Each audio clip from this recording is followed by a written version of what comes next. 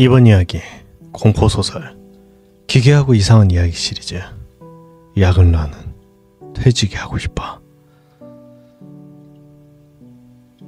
어젯밤 옆 부서의 김경희 사원이 죽었습니다.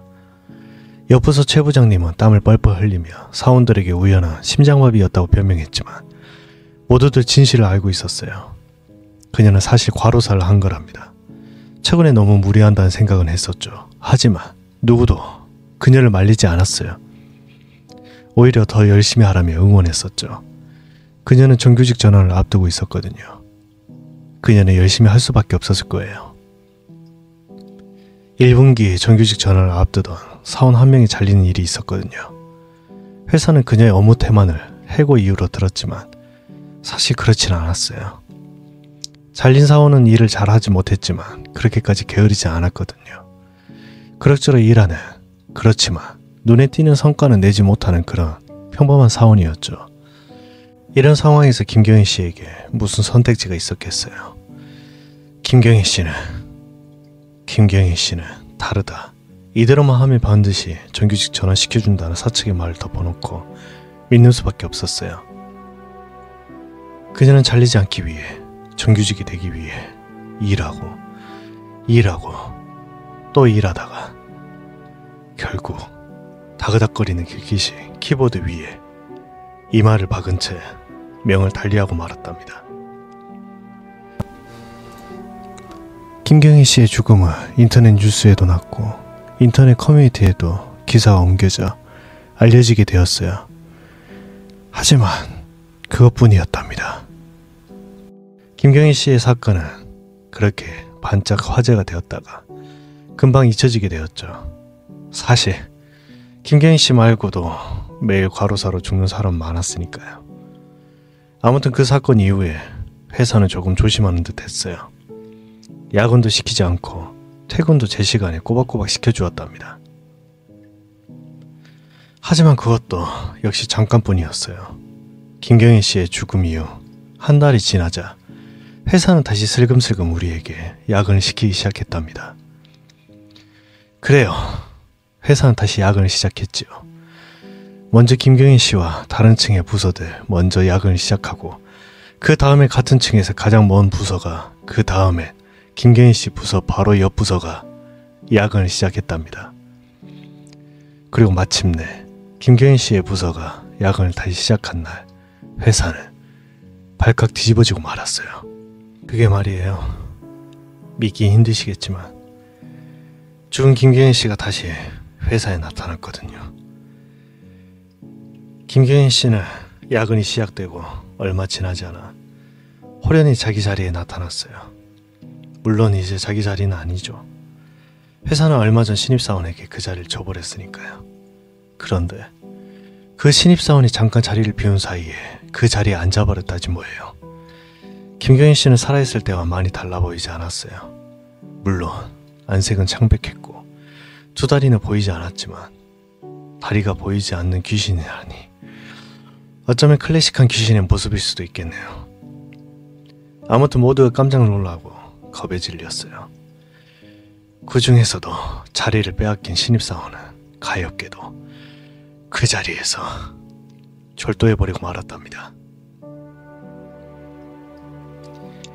회사 그만두고 싶다. 어휴, 진짜 굿이라도 해야 하는 거 아니야? 진짜 미쳤다. 진짜. 사원들은 수군거렸지요. 사원들이 이렇게 수군거리며 보통 경은진들은 사원들의 입을 다물게 하고 싶어 하죠. 하지만 이번엔 그렇지 않았어요. 왜냐면 그날 경은진들도 김경희 씨를 봤거든요. 경영진들은 패닉에 빠져 날뛰느라고 사원들의 입단속을 전혀 시키지 못했답니다. 그래서 김경희 씨 부서에만 돌던 목격담은 금세 온 회사로 퍼져나갔지요. 그리고 그게 바로 옆 부서에서 근무하는 제가 모든 사정을 속속들이 알고 있는 이유이기도 하답니다. 아무튼 경영진들은 김경희 씨를 어떻게든 쫓아내고 싶어 했어요. 그래서 김경희 씨가 나타나고 얼마 지나지 않아 회사엔 수상한 사람들이 드나들기 시작했답니다. 무당에 신부님에 도사에 프리랜서 엑소시스트까지 회사는 십수명의 영능력자에게 수천만 원의 돈을 썼지요. 그렇지만 그 누구도 김경인 씨를 쫓아내지 못했답니다. 김경인 씨는 그들의 자신에게 술을 뿌리고 성수를 뿌리고 뭔 이상한 허브가루 같은 걸 뿌리는 동안 그저 조용히 자기 자리에 앉아 있었을 뿐이었어요. 웃기지 않나요? 김경인 씨를 쫓아내려고 고사를 지내는 동안에도 회사는 돌아가고 있었다는 게 회사는 이미 너무 많은 손해를 봐서 정상 운영을 할 수밖에 없다고 하더라고요. 김경인 씨 자리에서 방울을 울리는 동안 같은 층에 있는 사람들은 컴퓨터로 야근을 했어요. 그렇게 방울이 울리고 무속인들이 악을 쓰는 나날이 반복되었죠. 그러는 동안 우리들은 그만 김경인 씨의 귀 안에 정의해버리고 말았답니다. 그게 말이에요. 솔직히 시끄럽게 꽥꽥대면서 무능한 무속인들보다도 얌전히 자리에 앉아있는 귀신 김경인 씨가 더 호감이 가잖아요. 우리는 점점 왜 굳이 김경인 씨를 굿까지 해서 쫓아내야 하는지 알 수가 없어졌어요. 어차피 그런 거 해봤자 가지도 않는데, 그리고 그건 경연진들도 마찬가지인 듯 했어요. 김경인 씨가 무해하다고 생각한 건지 아니면 그냥 돈이 아깝다고 생각했는지 뭐 모르겠지만 경연진은 어느 순간부터 무속인을 부르는 걸 그만두었어요. 그래서 우리들은 김경인 씨와 같이 야근을 하게 되었답니다. 다리 없는 김경인 씨는 그렇게 풍경처럼 자연스럽게 우리 사이에 녹아들었어요. 어느 날이었어요. 저는 야근에 앞서 연료로 쓰일 더블샷 라떼를 사서 사무실에 돌아가는 중이었죠. 사무실 복도에 도착했는데 어째선지 사람들이 모여있는 게 아니겠어요? 저는 눈을 가늘게 뜬 채 상황을 파악하려고 했죠. 사람들은 김경인 씨 부서 앞에 모여 있었어요. 그리고 그 무리들의 앞에는 황금식 대리가 서 있었고요. 황금식 대리가 누구냐고요? 저와 부서는 다르지만 회사에 모르는 사람이 없는 사람이랍니다. 흔히 말하는 관종이었거든요. 금식씨, 하지마. 괜히 건드려서 동티 나면 어떡해. 괜찮습니다. 괜찮아요. 김경인 씨 그런 사람 아니잖아요. 그런 사람이 어떤 사람인데요. 어느새 사람들 사이에 합류한 저는 황금식 씨에게 질문을 던지고 싶어졌답니다. 하지만 그러지 않았지요. 저는 황금식 씨와는 완전히 다른 타입의 인간이었거든요. 불필요한 관심을 끌고 싶진 않았어요. 그래서 저는 그냥 속으로만 궁금해했답니다. 그런 사람이 어떤 사람인데요. 황금식 씨, 왜 지금 김경인 씨가 어떤 사람인지에 대한 이야기가 나오는 거죠. 황금식 씨는 우리를 오래 기다리게 하지 않았답니다. 황금식 씨는 마치 비장에 무언가를 꺼내드는 것처럼 오른손을 척 들어 올렸어요. 하지만 뭐 대단한 걸 들어 올린 건 아니었답니다. 그의 오른손에 평범한 서루철이 들려 있었어요. 그는 마치 마술사가 마술 도구를 보이는 것처럼 그 서루철을 보여준 뒤 몸을 척 돌려 척척척 사무실 안으로 돌아갔답니다.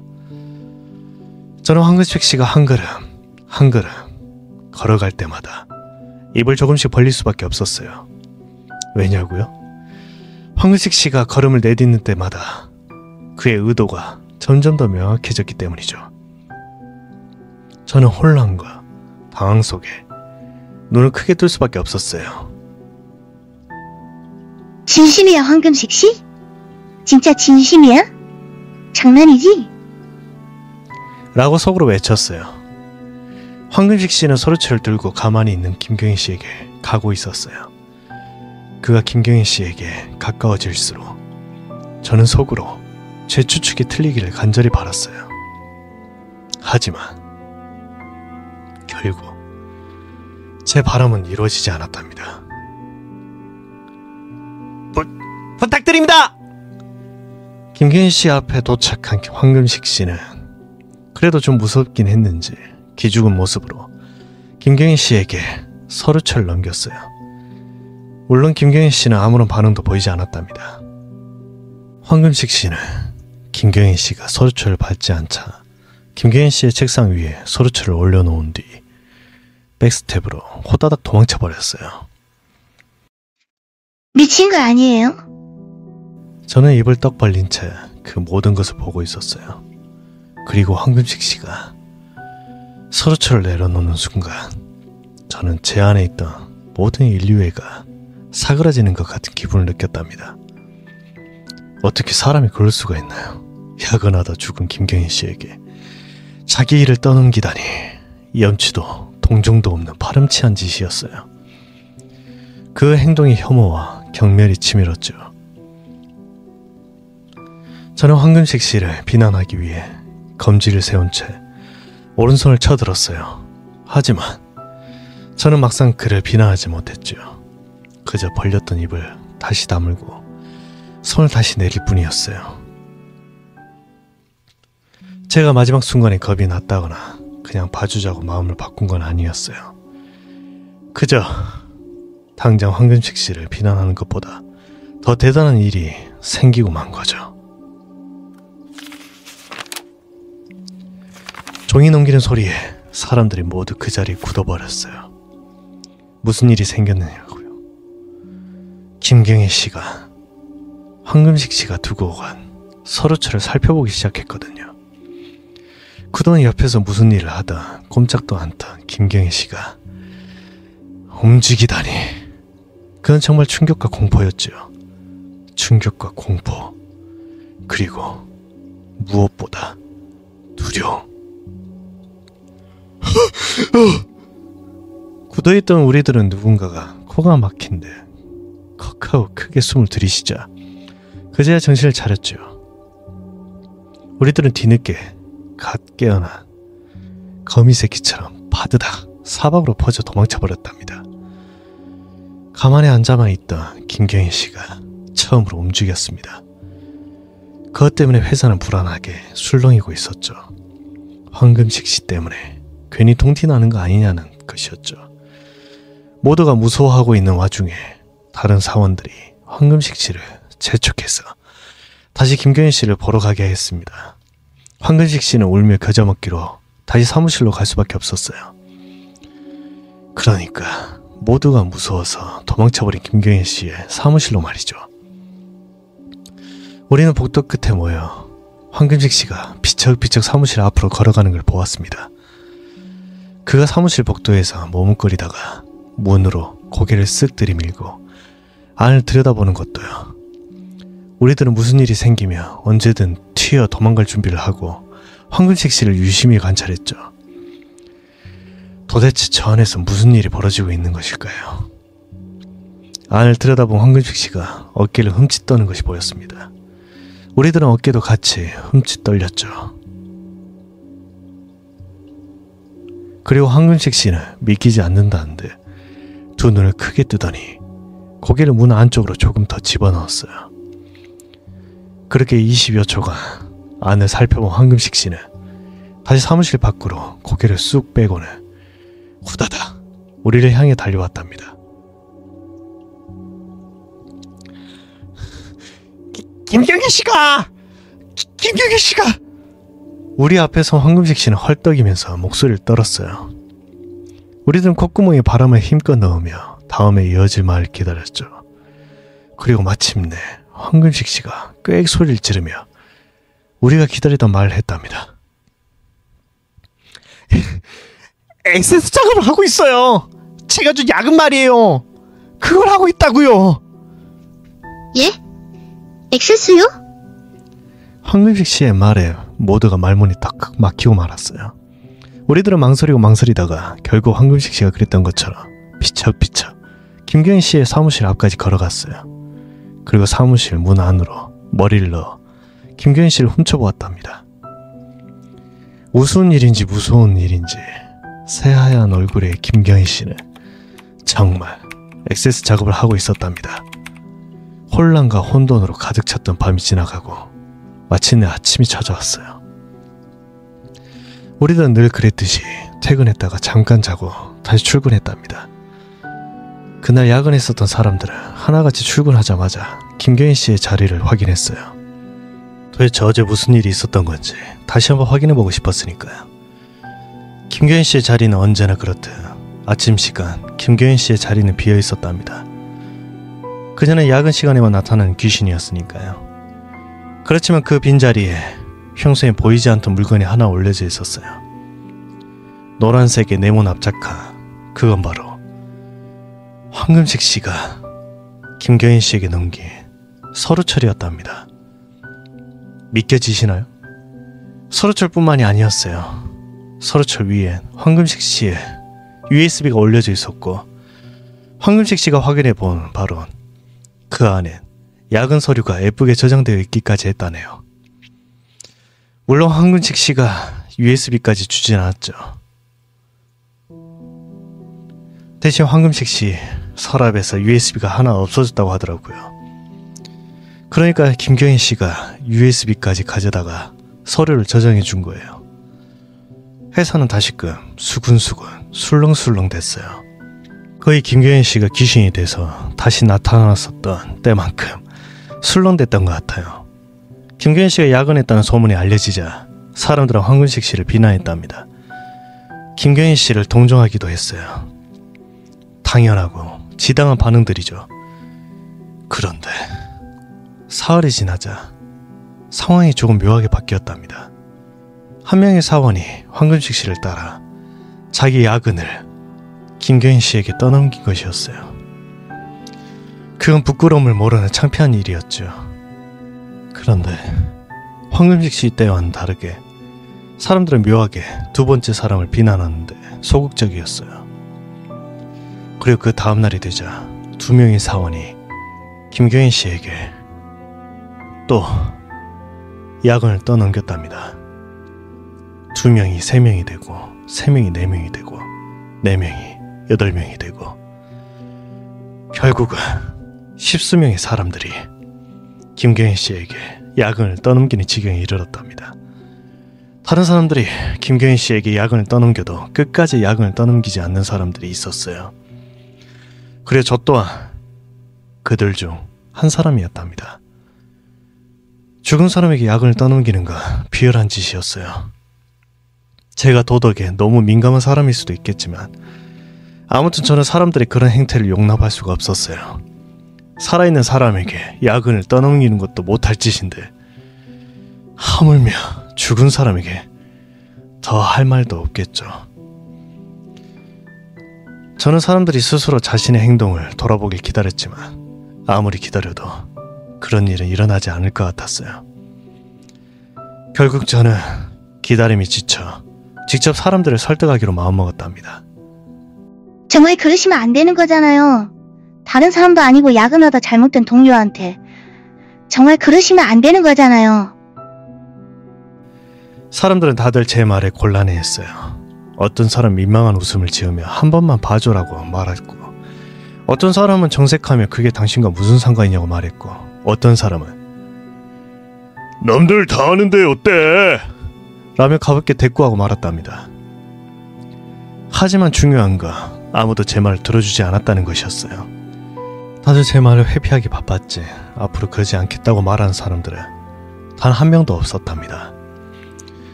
점심시간 저와 주인님은 옥상 정원에 올라와 있었어요. 옥상엔 저희 말고 다른 직원들도 335 모여 있었지만 왠지 모르게 저를 보고 모두 부자연스러운 표정을 지으며 옥상에서 퇴장했답니다. 아마도 제가 또 김경인 씨에게 야근 떠넘기지 말라고 할까봐 부담스러웠나 봐요. 옥상 정원에 저와 주인님은 남자. 주인님은 주머니에서 라이터를 꺼내며 절 향해 질색하는 듯한 목소리를 내셨어요. 야, 사람들 설득하고 다닌다며? 너 그것 좀 하지마. 저는 눈을 크게 뜨고 주인님을 쳐다보았죠. 왜냐면 지금껏 주인님에겐 설득의 설자도 꺼내지 않았거든요. 주인님과 저는 김경인 씨에게 야근을 떠넘기지 않는 사람들이었으니까요. 저는 주인님이 어떻게 제가 사람들을 설득하고 다니는 걸 알았는지 당황스럽고 궁금했어요. 너 팀을 나오고 있거든. 다들 너 재수없다고 생각한대. 어머, 그래요? 어머가 아니지, 어머가. 엄마 서서 좋은 일 없으니까 당장 그만두라고. 하지만은 무슨. 그리고 어차피 말로는 절대 안 돼. 버리고 뭐고 당장 편한데 누가 그걸 그만두겠냐? 주인님은 긴 한숨을 내쉬며 상의 주머니에서 구깃구깃한 담뱃갑을 꺼내셨습니다. 하지만 담배를 꺼내시고도 바로 불 붙이지는 않으셨어요. 주인님은 담뱃대를 든 채 왠지 씁쓸해 보이는 표정으로 저를 바라보셨어요. 그냥 포기해. 넌 사람들 절대 못 말려. 정말 말리려면 네가 직접 김경희 씨 앞에 먹고 서서 일 못 넘기게 하던가 아니면 직접 소금이라도 뿌리면서 춤이라도 출 수밖에 없어. 너 그럴 거야? 정말 그럴 거야? 주인님의 말에 저는 쉽게 대답할 수 없었어요. 사람들을 막고는 싶었지만 주인님의 말대로 그렇게까지 적극적으로 막을 자신이 없었거든요. 제가 망설이는 것을 본 주인님이 그러면 그렇지 않은 표정으로 쓰게 입맛을 다시셨답니다. 그리고 네가 정말 뭐라도 할라 치면 야근 넘기대 사람들이 가만히 있지 않을걸? 주인님은 드디어 담뱃불에 불을 붙이셨어요. 칫소리와 함께 불이 붙는 순간 저는 가만히 그 순간을 바라보았죠. 예전이라면 군침이 꼴딱꼴딱 넘어갔겠지만 담배를 끊은 지도 벌써 2년째. 이젠 담배를 보면 약간 시원섭섭한 기분이 들 뿐이었어요. 주인님은 담배를 길게 들이마셨어요. 주인님이 숨을 들이킬 때 담뱃불이 빨갛게 빛이 났죠. 주인님은 길게 들이마신 숨을 후 하늘 향해 또 길게 뱉으셨죠. 주인님은 담배를 피우면서 무슨 말을 망설이시는 듯 하셨어요. 저는 일부러 재촉하지 않았죠. 하실 말이라면 하시고 아니라면 안 하시겠죠. 담배가 엄지 손톱만치 타들어갔을 때 주인님은 드디어 가래낀 말을 꺼내셨답니다. 그냥 다들 김경희 씨처럼은 되고 싶진 않아서 그러는 거야. 저는 주인님을 말없이 바라봤죠. 당장은 주인님이 무슨 말씀을 하시는지 이해가 가지 않았어요. 다들 그냥 살고 싶어서 그러는 거라고. 하지만 곧 알아들을 수 있었죠. 댕, 무언가가 머리를 댕 하고 치는 것 같았어요. 주인님의 담담한 목소리가 제겐 적잖은 충격이었죠. 주인님은 다시 담배를 무시고 불분명한 목소리로 중얼거리셨어요. 오늘은 나도 김경희 씨한테 야근 떠넘기려고. 저도 모르게 눈을 크게 뜨고 주인님을 바라봤어요. 주인님은 그런 내 얼굴을 보며 헛웃음을 지으셨답니다. 부럽지? 아니, 그런 건 아니... 저는 황급하게 변명하려고 했지만 주인님은 제 변명을 그다지 듣고 싶지 않으신 것 같으셨어요. 주인님은 손을 휘휘 저으며 내 말을 막으셨답니다. 난리 총 마라. 나도 이런 내가 더럽다고 생각하니까. 근데 오늘 우리 딸랑구 생일이다. 평소에 잘해주지도 못하는데 오늘만큼은 일찍 퇴근해야 하지 않겠어? 저는 고개를 끄덕였죠. 끄덕끄덕 열과 성을 다했죠. 마치 단 한 번도 비슷한 처지의 다른 사람을 비난한 적 없는 것처럼요. 하지만 고개를 끄덕이면서도 무언가 꺼름직한 기분을 떨칠 수는 없었어요. 이 순간 제가 미친 FM주의자의 꼴통처럼 느껴졌지만요. 왜 전 주인님의 사정을 이해하면서도 상쾌하게 너그럽게 고개를 끄덕일 수 없는 걸까요? 야, 나도 정말 이러고 싶진 않다. 근데 나도 살고 싶다. 주인님, 근데 피워. 주인님, 저 담배 끊었어요. 평소라면 그렇게 대답했겠죠. 그런데 오늘은 그 대꾸가 목구멍에 걸린 것처럼 넘어오지 않았어요. 저는 그냥 쓴 웃음을 지으며 주인님에게 담배 한 대를 받았답니다. 주인님은 제게 불도 빌려주셨죠. 담뱃대에 불 붙이자 주인님은 조금 계시다가 그럼 먼저 들어간다며 건물 안으로 쏙 들어가 버리셨답니다. 어느새 옥상 정원에는 저 혼자밖에 남지 않았죠. 담배 끝이 빨갛게 타들어가기 시작했어요. 담뱃불은 점점 타들어가는데 저는 좀처럼 한숨도 들이키지 못하고 있었죠. 힘들게 끄는 담배라 다시 입에 대는 것이 두려웠거든요. 그런데 두려움보다도 왜인지 당장은 정말 한 대 피우고 싶더라고요. 저는 에라 모르겠다는 마음으로 담뱃대를 입술로 적셨답니다. 첫 입을 들이키는 순간 가슴에 남아있던 죄책감 때문인지 첫 입은 저도 모르게 겉담배만 피우고 말았어요. 불쾌하고 매캐한 악취가 입안에 가득 차고 목구멍을 메운 침이 걸리는 바람에 저는 쿨럭쿨럭 기침을 하기 시작했답니다.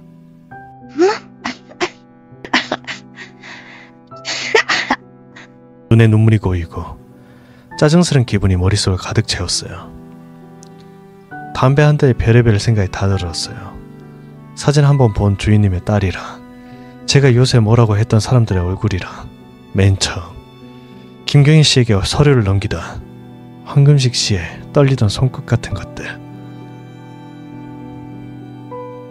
그런데 사실은 그 많고 많은 생각은 따지고 보면 다 같은 생각이었답니다. 참 사는 게 참 족같다는 생각이요.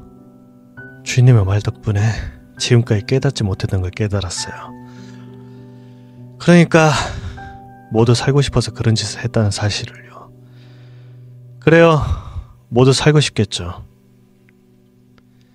김경희처럼 일하다가 죽고 싶지 않았을 것이고 퇴근 후 조금의 휴식이나 취미생활도 누리고 싶었을 것이고 무엇보다 회사를 위해서가 아닌 자신에게 가치 있는 삶을 살고 싶었을 것이고 그냥 모두 살고 싶어서 살아가야 하니까 타인에게 어떤 불행이 있던 심지어 나 자신에게 어떤 불행이 찾아오던 우리는 계속 살아가야 하니까.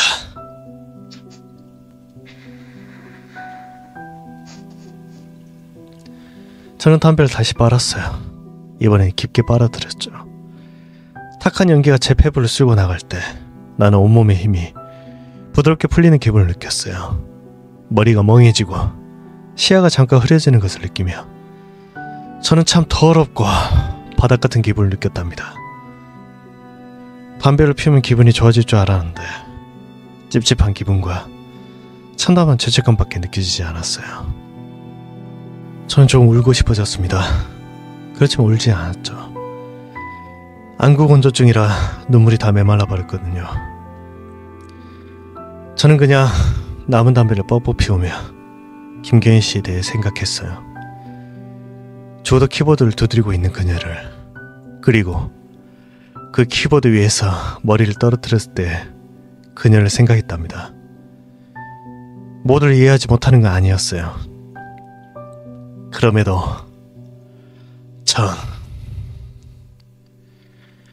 전 김경희 씨에 대한 생각을 떨칠 수가 없었답니다. 있잖아요. 우리는 어쩔 수가 없어요.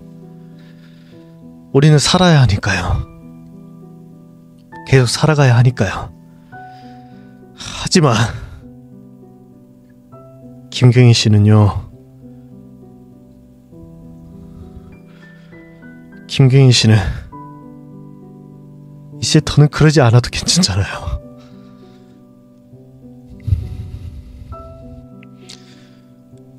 그녀는 더는 고통받지 않아도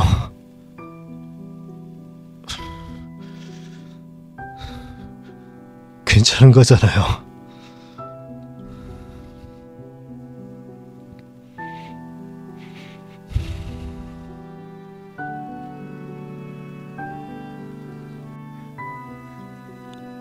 저는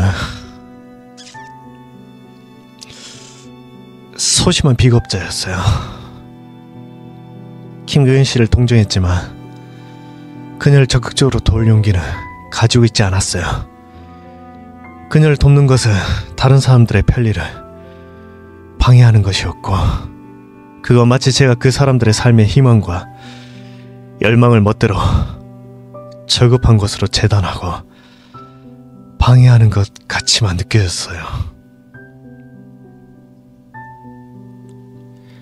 그래서 결국 저는 소심한 비겁자다운 선택을 하고 말았답니다.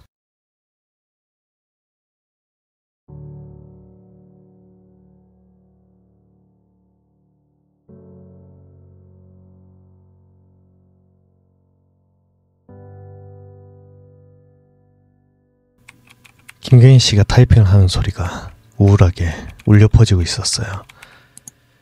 가끔은 딸깍딸깍하는 마우스를 클릭하는 소리도 났죠. 저는 가까운 파티션 뒤에서 그녀를 빤히 바라봤죠. 어느 정도 마음의 준비가 된 다음엔 그녀를 보며 옷 매무새도 정리했답니다. 그리고 옷 매무새를 다 정리한 다음에 교차한 두 팔로 가슴을 꾹 누르며 그녀를 향해 걸어갔답니다. 저 봐. 누군가 제 뒤에 대고 소곤거렸어요. 잘난 척하더니 결국 지도 똑같은 짓 안 해. 저는 그 소리가 별로 아프지 않았어요. 물론 아예 안 아팠다면 거짓말이고요. 조금 따끔하긴 했죠. 또각또각 발걸음 소리가 제 몸을 어느 정도 울린 다음 저는 드디어 김경인 씨의 앞에 도착했어요. 김경인 씨는 데스크톱의 화면에 창백한 얼굴을 고정하고 있었죠. 저는 숨을 한 번 크게 들이킨 뒤 김경인 씨를 향해 허리를 푹 숙이며 다 기어 들어가는 목소리를 냈답니다. 부탁 드릴게요. 그렇게 저는 팔과 가슴 사이에 끼고 있던 파란 서류차를 김경인 씨에게 건넸습니다. 김경인 씨는 모두의 소리를 차별 없이 돌봐주었죠. 그러니까 얼마나 많은 양이다, 얼마나 복잡한 양이다 접수순으로 처리해 주었죠. 그렇지만 제 서류는 달랐답니다. 김경인 씨는 며칠이 지나도 제 서류를 돌려주지 않았죠. 아주 복잡한 일이었냐고요? 아니요, 그렇진 않았습니다. 아니면 해도 그만 안 해도 그만인 잡다한 일이었냐고요? 아니요, 그런 것도 아니었습니다. 아무튼 김경인 씨는 제 일을 돌려주지 않았죠. 김경인 씨는 저의 파란 서류체를 책상 한켠에 두고 일할 때마다 한두 번씩 펼쳐보았습니다. 매일매일 한두 번씩이요. 하지만 그걸 눈치챈 거 회사에 저뿐이 없었답니다. 어느 날이었습니다. 여느 날처럼 야근 시간이 되자 김경인 씨는 나타났습니다. 김경인 씨의 자리에 창백한 얼굴을 한 채로 말이죠. 늘 그렇듯 누군가가 다 못한 일을 떠넘기려고 김경인 씨에게 다가갔습니다. 그런데 이상한 일이 생겼죠. 그동안 누가 일을 넘기던 그 자리에서 꼼짝도 않던 김경인 씨가 갑자기 자리에서 벌떡 일어난 것이었어요. 드르륵 하고 의자가 밀리고 그녀가 일어난 순간 일을 떠넘기려던 직원은 그대로 뒤로 넘어지고 말았답니다. 하는 멋없는 비명이 울렸지만 김경인 씨는 전혀 신경 쓰지 않았어요. 김경인 씨는 넘어진 사람을 지나쳐 또각또각 걸어갔답니다. 물론 발소리는 나지 않았어요. 하지만 그녀의 치맛단이 조그맣게 살랑일 때마다 우리는 그녀의 걸음소리가 들리는 것 같은 느낌을 받았답니다. 그렇게 걸어간 그녀는 품에서 작은 봉투를 하나 꺼냈습니다. 우리는 모두 파티션 뒤에 숨어서 동그란 눈으로 그 봉투를 바라볼 수밖에 없었죠. 그 봉투에는 사직서 라는 글자가 프린터가 되어 있었거든요. 김경희 씨는 그 얇은 봉투를 부장님의 책상 위에 올려두었습니다. 그리고 그녀는 다시 품에서 무슨 종이 한 장을 꺼내 가슴에 꼭 끌어안았죠. 그리고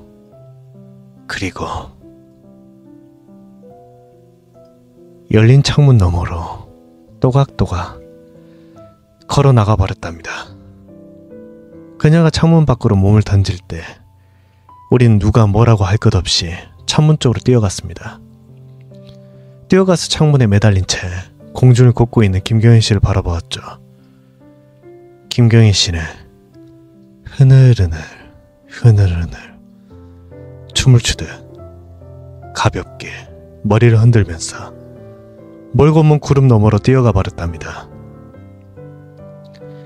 우리는 모두 입을 벌리고 있었죠. 지금 이 상황을 좀처럼 받아들이지 못하고 있었죠. 그러나 우리는 곧 현실로 돌아와야 했습니다. 왜냐하면 곧 버벙버벙 무언가 터지는 소리가 사무실에 크게 울리기 시작했거든요. 버벙버벙 데스크톱 본체 안에서 무언가 터지는 듯한 소리가 나고 있었습니다. 사람들은 다 기겁해서 자기 자리로 뛰어갔죠. 그날 밤 무슨 일이 있었냐고요? 무슨 일이 있었냐면 김경희 씨에게 일을 맡겼던 사람들의 컴퓨터가 하나도 남김없이 터져버리는 일이 있었답니다. 누구의 컴퓨터가 터졌는지 그런 것은 상관없었습니다. 하도 많은 사람들의 컴퓨터가 터졌기 때문에 우리들은 모두 데이터 복구에 매달릴 수밖에 없었습니다. 김경희 씨가 떠난 이후 한 달간은 온 회사 사람들이 모두 사이좋게 야근을 할 수밖에 없었습니다.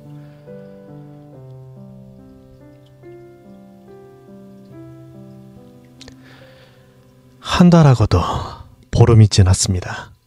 저는 아메리카노 그란데 사이즈를 빨고 있었답니다. 그런데 누가 저를 부르더니 제게 엽서가 왔다는 겁니다. 아, 보니까 엽서 왔더라. 저는 고개를 갸웃하면서 엽서를 받았습니다. 그건 와이키키 해변의 사진 엽서였는데 뒷면엔 아무것도 쓰여져 있지 않았답니다. 하얀 엽서 보낸 사람 이름도 없고 그냥 제 이름과 부서만 덜렁 쓰여져 있었죠. 저는 처음에 이게 뭔지도 모르고 그러고 있다가 곧 무엇인지 깨닫게 되었답니다. 저는 당황했죠. 하지만 예상외로 그렇게 당황하지 않았답니다. 저는 엽서의 야자수를 한참 동안 바라보다가 책상 서랍에서 파란 서류체를 꺼냈어요. 저는 서류체를 열었습니다. 서류체 안에는 회사의 흑백 서류 대신 색색깔의 광고지들이 철되어 있었답니다. 그 사이에는 몇 종류의 사직서 양식이 끼어 있었지만 그런 건 그다지 중요하지 않았고 중요한 것은 많이 매만진 듯 구겨진 여행 광고지들이었죠. 몰디브 여행 광고지, 그리스 여행 광고지, 일본 여행 광고지, 그리고 그 중에 찢어져 윗부분만 남은 광고지도 있었죠. 그건 바로 하와이 여행 광고지였답니다. 제 기억으론 와이키키의 해변 사진이 들어가 있었죠. 저는 광고지가 찢어진 자리에 와이키키 엽서를 끼워 넣었답니다.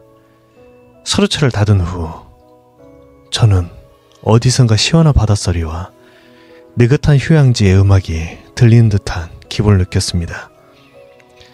지금쯤 김경희 씨는 하얀 해변에서 코코넛 음료를 마시고 있을까요? 제 일도 아닌데도 저는 어쩐지 조금 행복해졌답니다.